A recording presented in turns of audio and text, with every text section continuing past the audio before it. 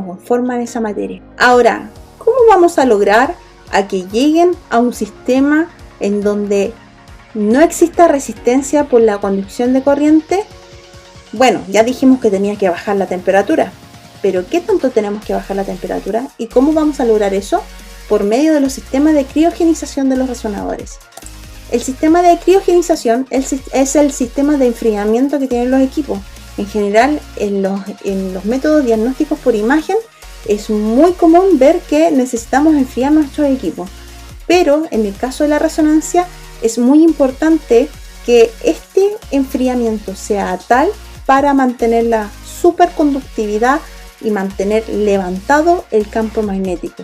Por lo tanto, el elemento que nosotros vamos a ocupar para poder llegar al generar el efecto Meissner y anular el efecto magnético de los materiales que van a conducir la corriente es el helio. El helio es un elemento, un superfluido, uno de los elementos más raros que existen en la naturaleza, por esta gran cualidad, que es un superfluido, ¿cierto? Por ende, cuando levantamos campo, cargamos una corriente determinada y esta corriente va a girar infinitamente siempre y cuando haya helio que permita enfriar la materia hasta llegar al cero absoluto, a 0 grados Kelvin. Bien, el sistema de criogenización es un sistema de circuitos internos en donde el helio va a ir circulando en su calidad de superlíquido, y una vez que haya adquirido la temperatura producto de la utilización del resonador, ya sea por medio de la aplicación de pulsos de radiofrecuencia o dispersión térmica de los procesos de las gradientes, el helio va a salir al sistema para cumplir la función de enfriarse mediante compresores que permiten poder, por medio de la transmisión térmica, la superconducción se logra a través de temperaturas cercanas al cero absoluto, para mantener o inhibir o disminuir la resistencia de los materiales, ¿ya? Para ello necesitamos que el helio se encuentre en su estado superlíquido, que es una de las grandes cualidades del helio. Una vez que ha ingresado al circuito de transmisión, va a circular de manera permanente, haciendo que finalmente la inyección de corriente que haga finalmente levantar el campo magnético de alta intensidad se mantenga circulante de manera infinita. Insisto, siempre y cuando exista helio que mantenga la temperatura cercana al cero absoluto. ¿De qué está compuesto principalmente el sistema de enfriamiento? El sistema de enfriamiento tiene 3 grandes fases que permiten hacer circular el helio desde la manera interna del resonador, dentro del gantry del resonador, como se visualiza abajo en la imagen, como en los sistemas externos del resonador que permiten poder manipular el exceso térmico que trae el helio y volver al circuito. La idea es hacer una recirculación del helio, puesto que no es muy barato conseguirlo y además está relativamente escaso este material, nos permite reutilizarlo para minimizar el gasto sobre el tiempo. Estas 3 partes se encuentran de manera interna, que son los circuitos en donde va a circular el helio dentro del resonador, y además de manera externa. Los elementos externos que están dentro del resonador son los compresores, compresor de helio, el compresor de agua, y sobre la salida del resonador, arriba, hay una pieza que está acá en nuestra imagen blanca, que se llama coil head. La coil head es un pistón que hace que tenga este sonido peculiar que estamos escuchando y que nos ayuda a generar un efecto físico sobre el helio. Cuando está afuera pasa a un estado gaseoso. ¿Para qué? Para que ayude a dispersar el efecto térmico que absorbió dentro de la circulación del resonador. Y cuando tiene que ingresar nuevamente a la circulación del resonador, pasa por la coil head, que es un six piston, y por un medio de compresión el gas pasa de un estado gaseoso a un estado líquido. La pérdida de helio habitualmente es de 0,03 litros por hora. Eso equivale a que cada 4 meses, 6 meses, dependiendo del uso de un resonador, se tenga que ir recargando helio, ¿ya? También tenemos que entender que hay porcentajes de tolerancias en las cuales nosotros podemos trabajar con los niveles de helio. En general, el helio, lo ideal es trabajarlo con un porcentaje igual o superior a 60%. Si bajamos de ese porcentaje, la estabilidad del magneto tiende a disminuir y a la vez la homogeneidad del campo magnético principal también fluctúa, haciendo que perdamos calidad en imagen, exista probabilidad de riesgo de liberación de helio y se inestabilice la composición del helio, porque tenemos que recordar que mientras más caliente esté, va a estar más helio en estado gaseoso que en estado sólido, haciendo que el sistema se vea comprimido aún más, aumenten las presiones del sistema y puede generar una liberación abrupta del helio, que en condiciones normales el helio puede generar quemaduras en frío o puede generar intoxicación.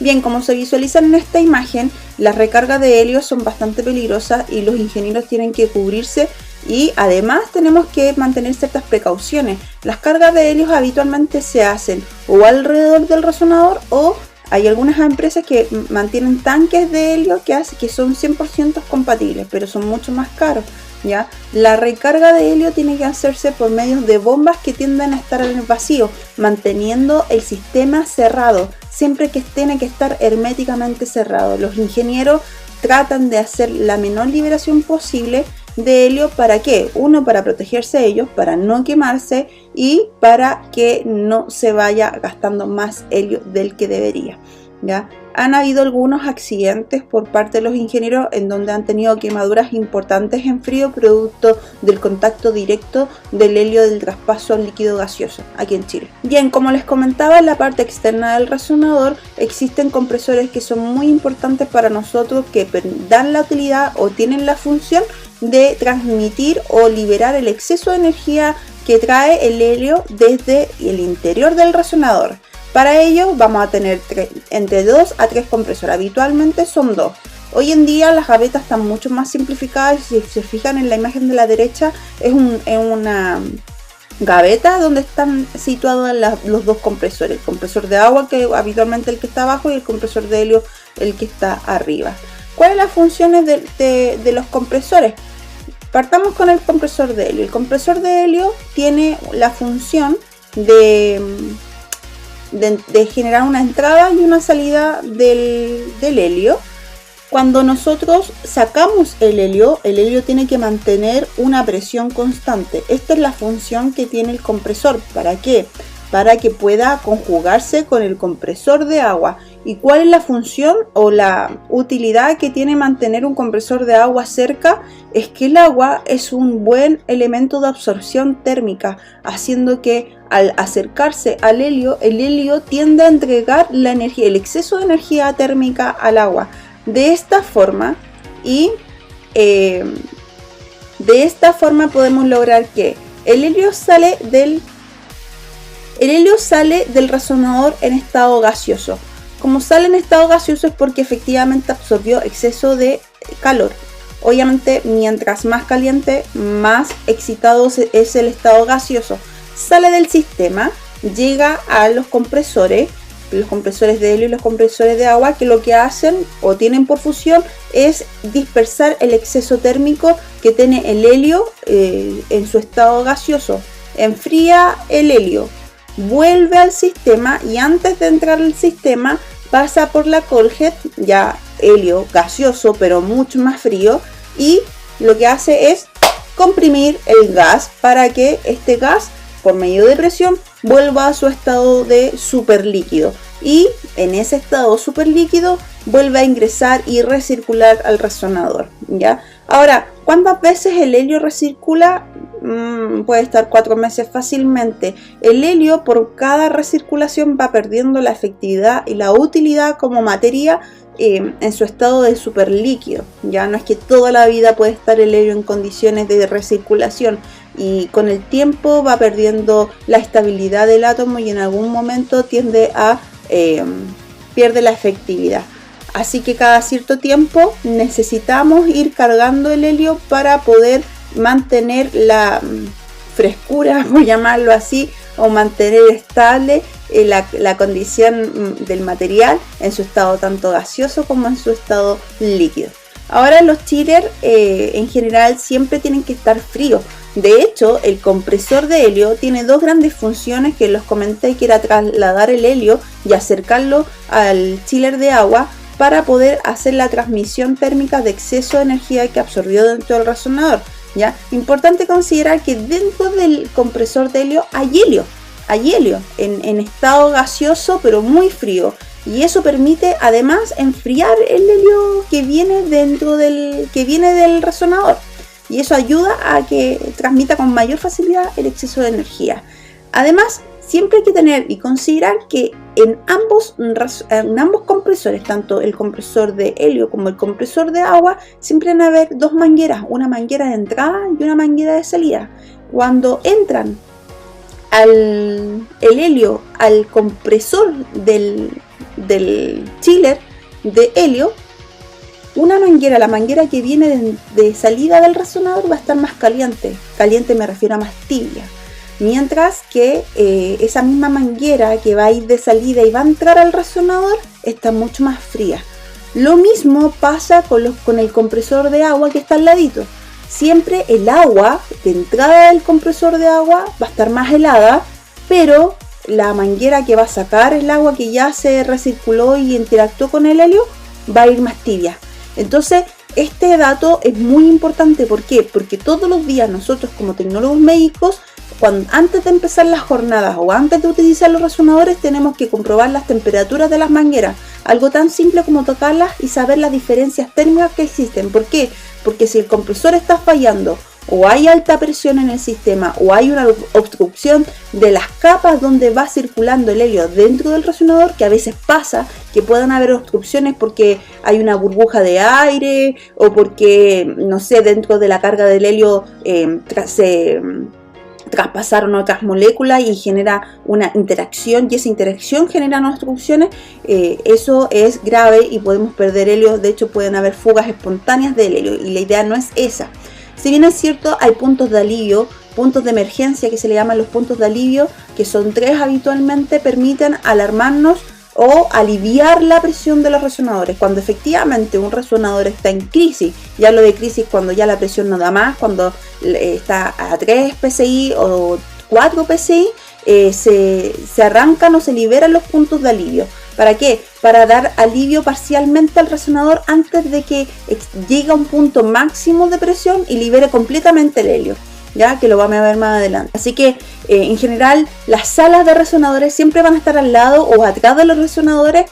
Tenemos que estar todos los días revisando las presiones de los compresores, la temperatura de las mangueras, y además tenemos que estar revisando las gavetas, no solamente las gavetas de compresiones, sino que la gaveta de gradiente, la gaveta de pulso de radiofrecuencia, el amplificador de información que tiene la CPU que está al ladito, y el amplificador del sistema electrónico del resonador. Todos los días nosotros como tecnólogos tenemos que estar revisando, chequeando, viendo si hay alguna luz que esté dando una alarma que sea de importancia. ¿Para qué? Para notificar prontamente al ingeniero y no nos veamos en un escenario donde pueda existir riesgo tanto para el resonador como para los operadores y los pacientes. Bien, entonces hasta ahora hemos visto la composición, la utilidad que tienen las jaulas Faraday, de qué son los imanes, de cómo están compuestos y cuáles son los tipos de imanes que vamos a ocupar en resonancia. Y nos falta ahora ver el sistema de gradientes. Es un elemento muy importante. Las gradientes son una parte fundamental. ¿Por qué? Porque una nos indica que dependiendo de la calidad de la gradiente podemos saber cuánto vale realmente un resonador, y además este elemento nos permite trabajar en lo que respecta a calidad de imagen en resonancia magnética. Bien, el sistema de gradiente es un sistema de bobina que está dentro del campo magnético principal, o sea, está el magneto, entre el medio del magneto y las gradientes están los sistemas de recirculación de helio, pero después del resonador, de afuera hacia adentro, viene la gradiente. La gradiente es una bobina, un imán superconductor, en donde se pasan corrientes alternas. Es un sistema en donde genera una variación lineal del campo magnético. Esta variación lineal es fundamental para ubicarnos espacialmente sobre el paciente y vamos a ver por qué. La unidad de teslaje, la unidad de medida que tienen las gradientes es militesla por metro. No son gradientes campos magnéticos muy fuertes, pero finalmente son campos que nos van a permitir diferenciar espacialmente algunas estructuras de acuerdo al espectro de frecuencias que nos va a otorgar por medio de esta diferenciación. Las gradientes se parecen mucho a las bobinas superconductoras en aspectos de su composición macroscópica. Siempre van a tener también una condición sonoiloide, en donde van a haber un enrollamiento de algún metal ferromagnético que permita generar una conducción eléctrica. La diferencia está en que los sistemas de gradiente no necesitan tanto enfriamiento porque no se levantan mucho, son corrientes alternas. En el fondo yo prendo y apago la gradiente por medio de la acción de las secuencias que las vamos a ver más adelante, y además está orientada en una circunvolución o en condición volumétrica. Si se fijan en este material, en este elemento que es de color rosa, hay cobre de manera circulante en forma de sonoiloide, pero de forma circular. Esto nos indica que va formando una especie de cuadratura de información en espectro de transmisión de electrones o transmisión de la corriente, que permite finalmente dar una tridimensionalidad espacial al momento de que nosotros podamos adquirir las imágenes básicas de resonancia magnética, que son los planos axiales, coronales y sagitales, y después vamos a ver los planos tridimensionales. La gradiente tiene muchas funciones. Dentro de estas funciones que son fundamentales para la vida de las imágenes en resonancia magnética, es que le da función a lo que es la resolución espacial. Mientras más alta sea la gradiente, mayor va a ser la resolución espacial. Mientras más alta sea la pendiente de la gradiente, menor va a ser el grosor del corte que podamos obtener de forma bidimensional o imágenes secuenciales. También, mientras más alta y de mejor calidad sea la gradiente, podemos obtener el mínimo FOV posible, ¿ya? Y obviamente, por esta condición de cuadratura de conducción de la corriente, podemos ubicarnos espacialmente sobre el paciente. Ahora, el sistema de gradiente, como les dije, es una transmisión de corrientes alternas. Varía la circulación de la corriente en virtud de la distancia del eje. Esta cualidad hace que en cierta disposición podamos trabajar la condición lineal de las gradientes. ¿Y cómo logramos la condición de la gradiente? Tenemos nuestro campo principal y adentro tenemos nuestro sistema de gradiente, que es su X, Y, Z. Y el campo magnético principal es V sub Z. Bien, entonces para poder lograr la variación lineal del campo magnético, lo que yo realizo es una conducción alterna de la corriente que permita que genere una fuerza eléctrica que varíe sobre la distancia máxima o largo máximo del gantry, haciendo que desde una dirección la corriente vaya de más fuerte a más débil, y hacia el otro lado va a pasar exactamente lo mismo.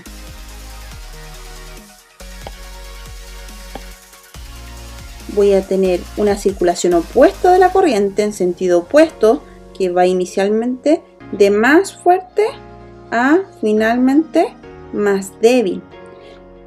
Si ustedes se fijan, estas imágenes muestran que la circulación de la corriente va de manera gradual de mayor a menor, pero la corriente finalmente va a producir un efecto magnético, haciendo que el campo de esta zona de la gradiente, el campo de la gradiente sea mucho mayor, y aquí el campo sea débil. O sea, la fuerza magnética aquí es fuerte y la fuerza magnética aquí es débil, haciendo que finalmente este lado que está en color celeste, la fuerza magnética sea mucho más fuerte. ¿Y qué va a pasar?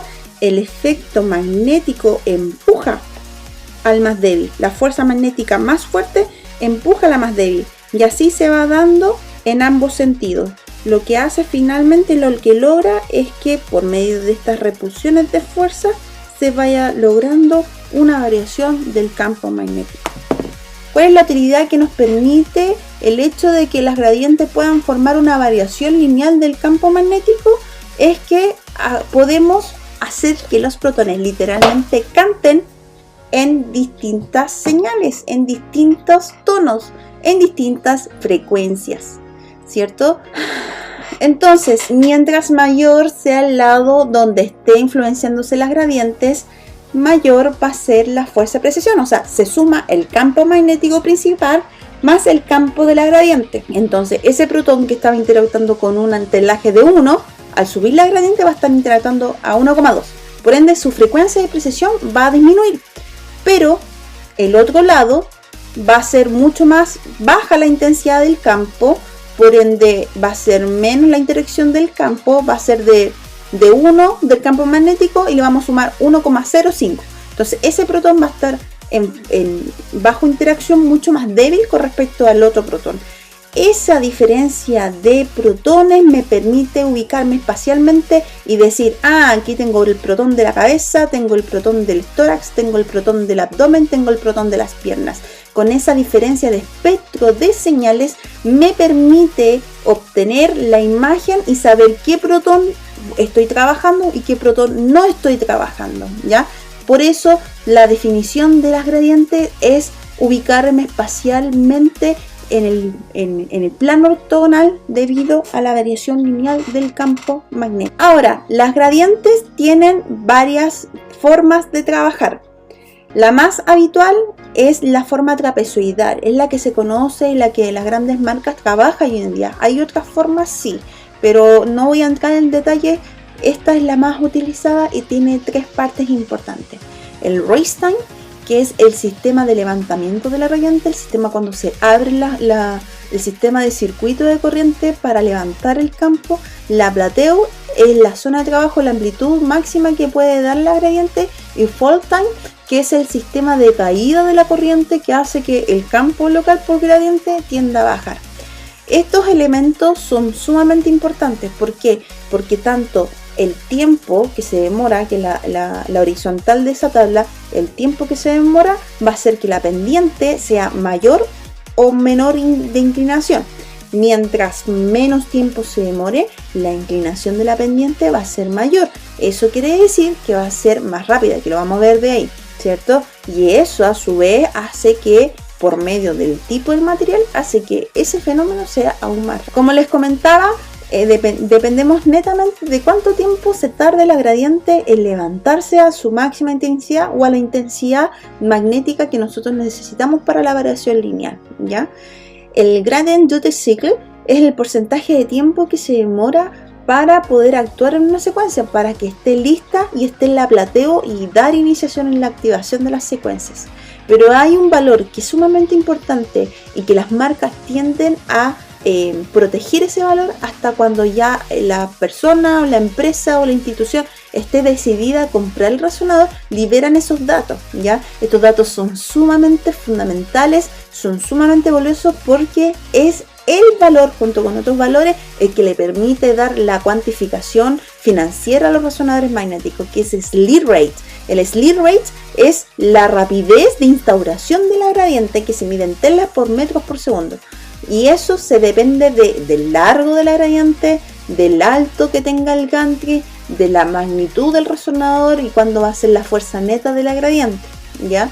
El slew rate es la velocidad. Mientras más rápido se active la gradiente, vas a tener secuencias mucho más cortas. Ya lo de cortas, de secuencias muy rápidas. El slew rate es el factor para la rapidez de adquisición de las imágenes, como les comentaba.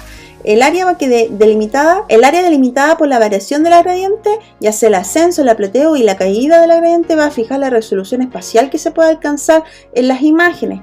Y entre mayor sea el área de disposición de plateo, mayor va a ser la resolución espacial. Y cuando mayor sea la resolución espacial, más rápida puede ser la secuencia. Entonces hay una relación proporcional que existe entre el slew rate y la calidad en resolución espacial de nuestras imágenes. Bien, como les comenté, las gradientes dipolares se caracterizan por estar, sí, mi dibujo es horrible, por estar en condiciones de circulación de corrientes opuestas.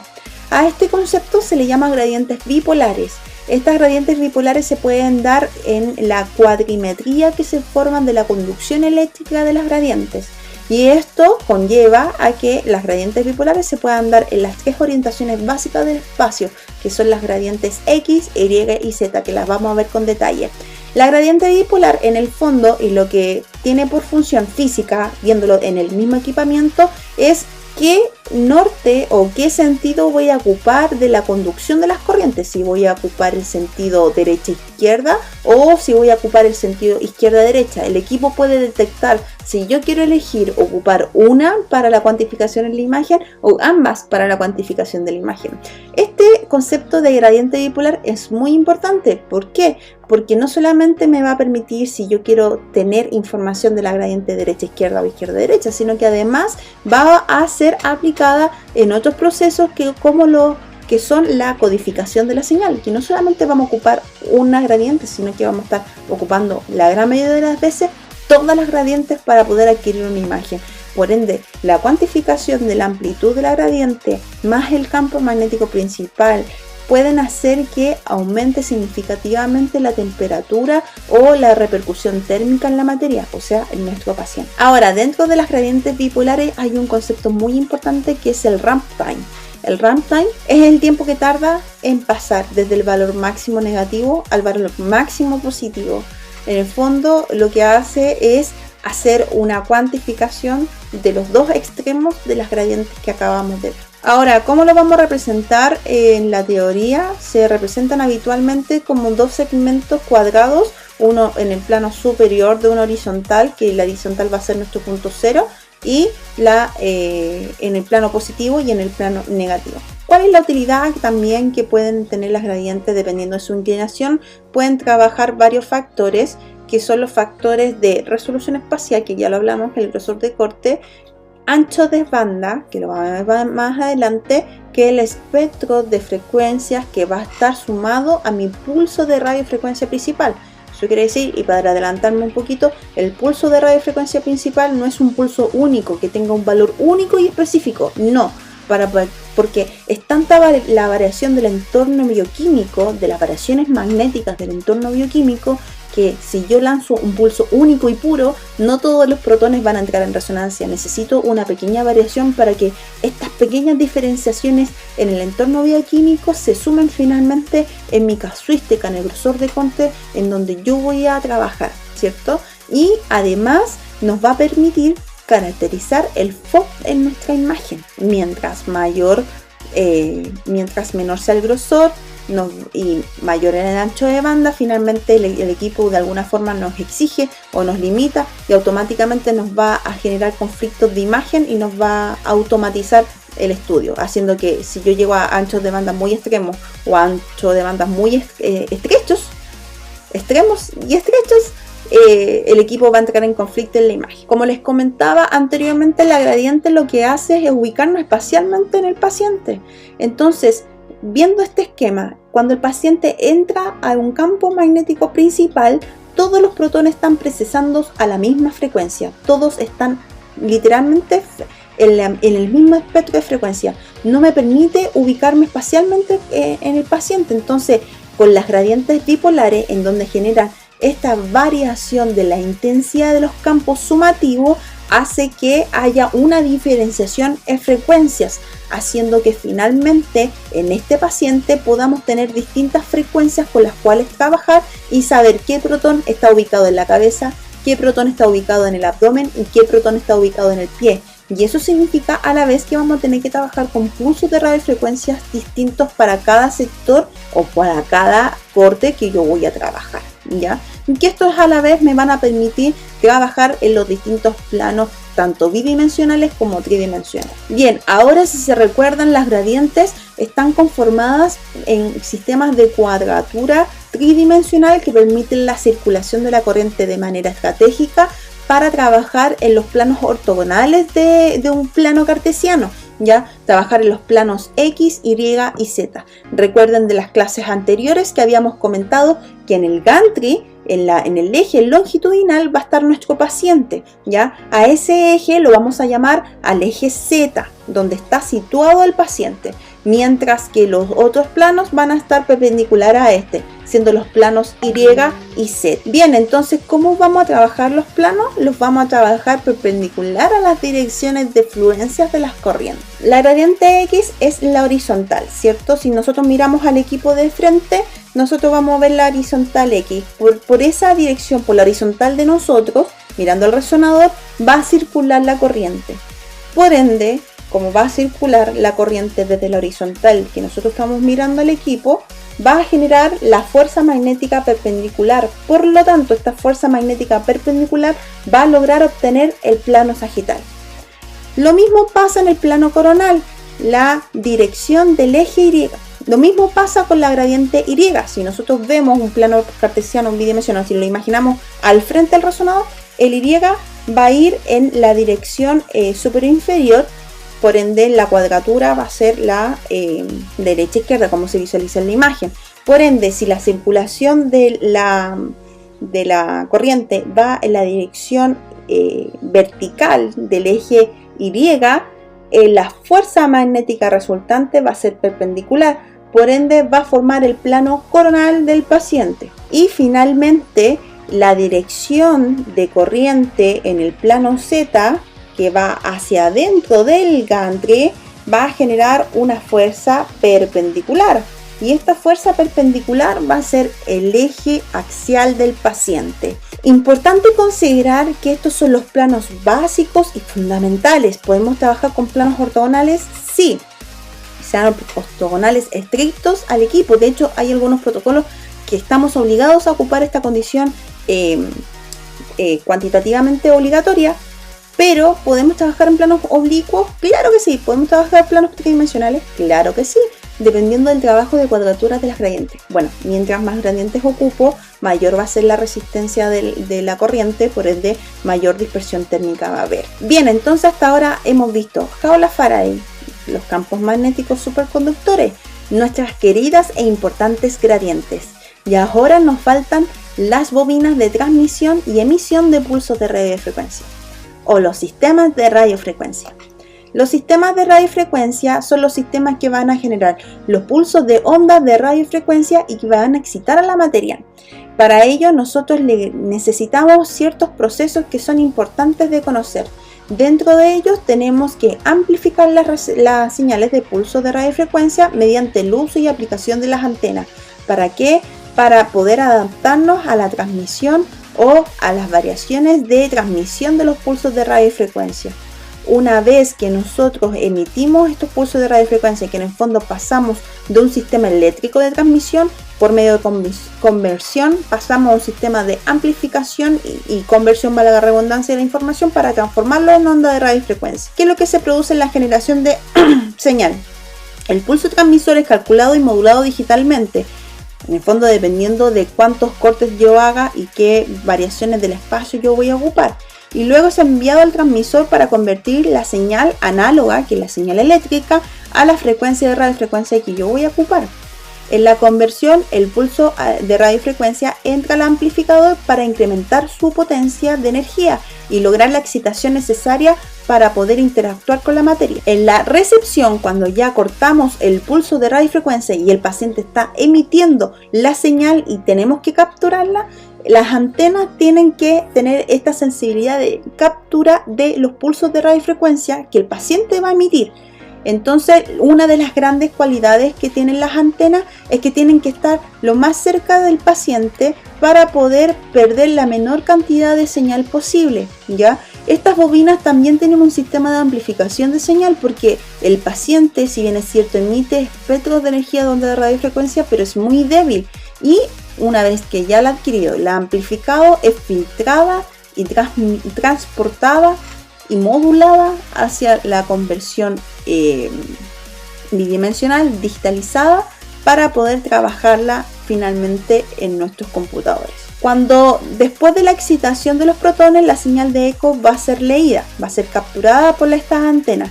La bobina receptora, que es la que va a capturar la señal que va a emitir el paciente, debe estar en la posición correcta y muy cercana al paciente para poder captar los pulsos de radiofrecuencia que van a emitir los protones. Las bobinas receptoras pueden ser de bastantes tipos y diseños.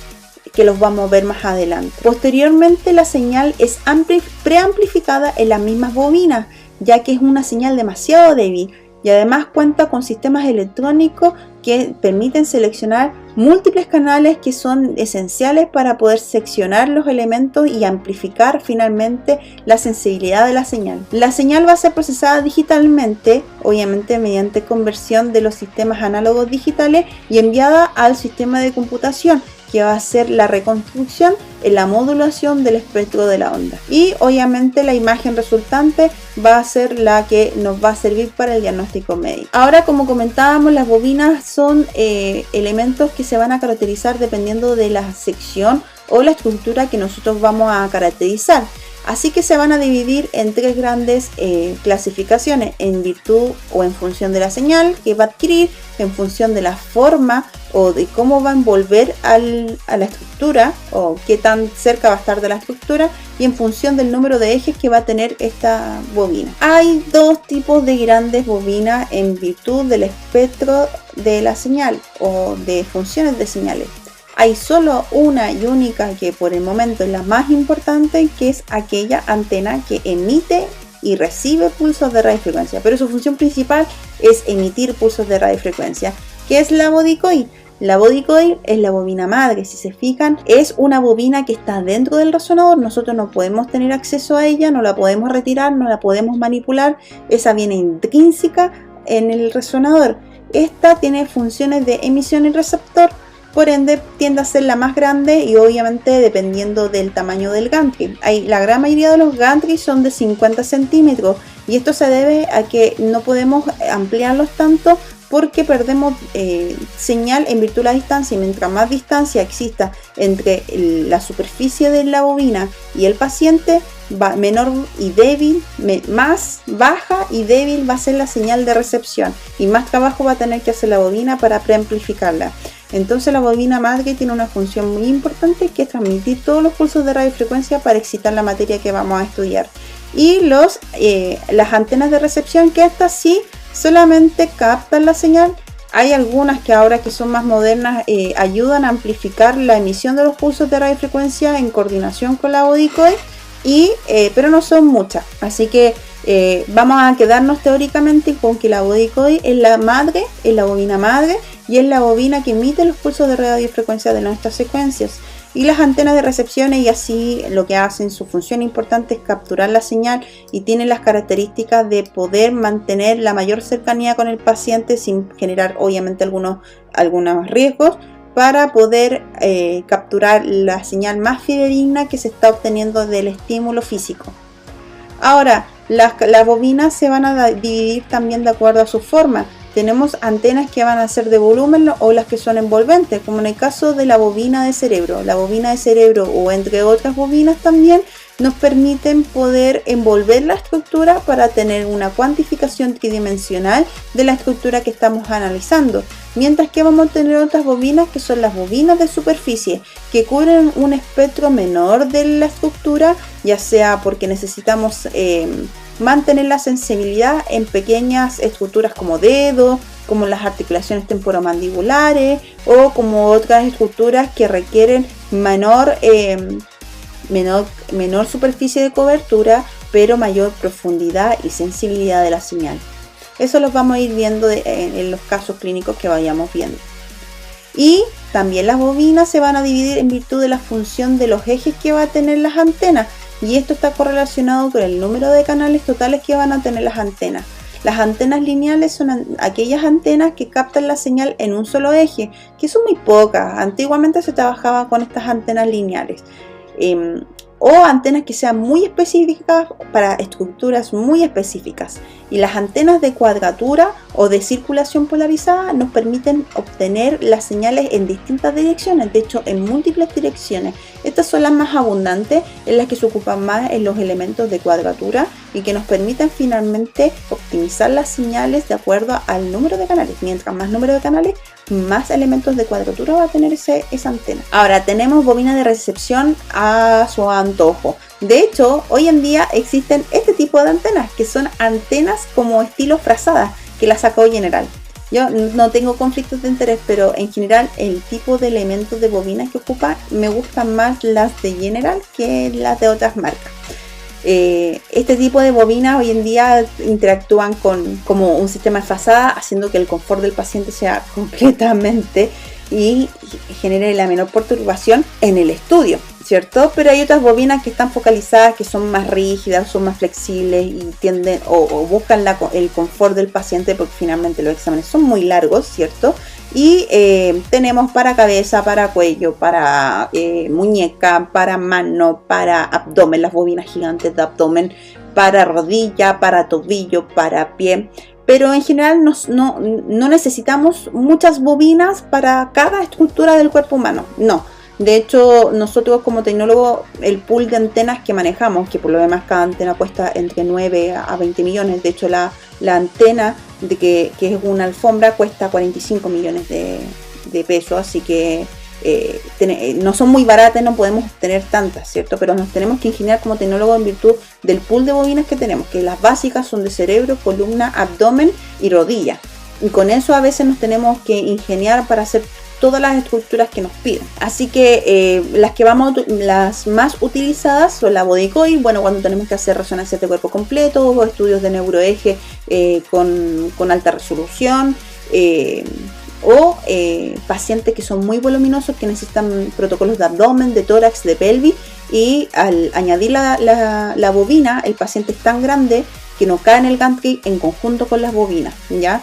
Tenemos la bobina de cerebro, que es la más utilizada, que es una bobina de cuadratura, de volumen y es receptora también. Las bobinas de rodillas, de tobillo, que también son rígidas y tienen una función cuadratura y de volumen.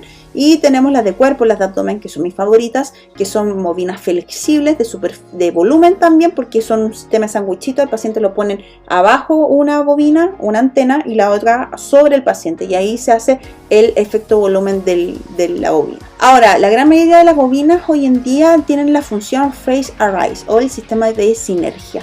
Las bobinas están muy optimizadas, están muy modernizadas, que por medio de esta configuración de cuadratura, en donde pueden adquirir distintas señales en virtud de la cantidad de canales que tienen las antenas, es que se puede hacer una superposición de información y optimizar las secuencias ganando señal en virtud del tiempo. En el fondo, las antenas Phase Array, por medio de las adquisiciones en paralelo, que las vamos a ver más adelante, nos permiten optimizar nuestras secuencias sobre el tiempo. Las podemos hacer más cortas, que inicialmente eran muy largas.